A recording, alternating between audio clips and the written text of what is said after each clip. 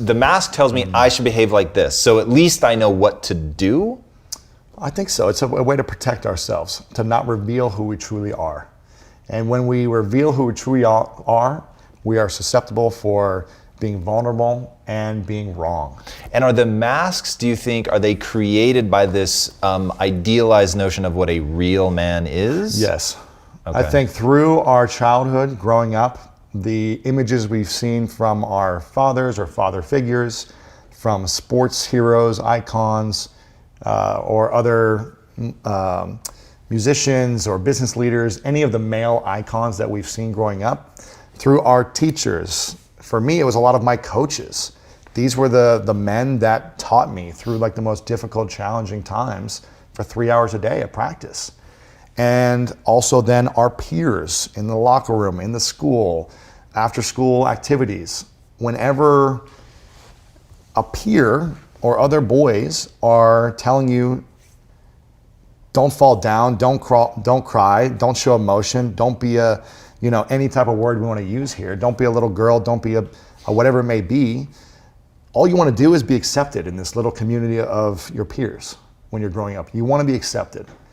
And if you stand up to the peers, your group that you're in, and you're like, you know what, I'm going to rise above this and I am going to show my emotions and I am going to cry, or I am going to not bully the other people like you're bullying them. I'm not going to laugh at that kid because that doesn't feel good.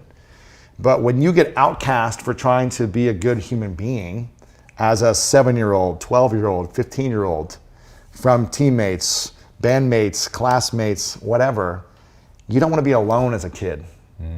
Feeling isolated as a child, from my mind, is the scariest thing, because that leads to depression, which leads to, drugs, alcohol, suicides, prison.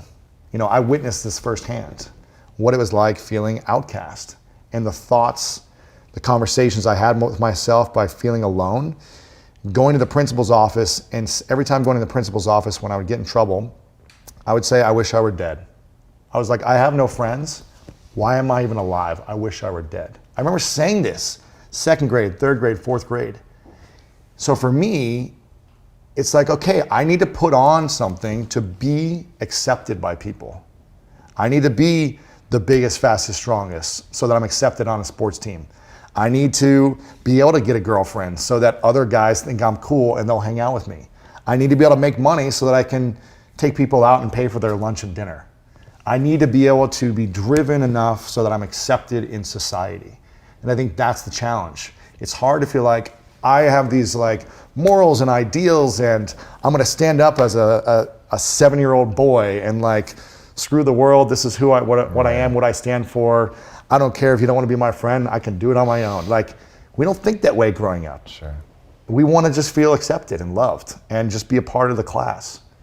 And I never felt that way. And so I was driven to be part of my class, my team.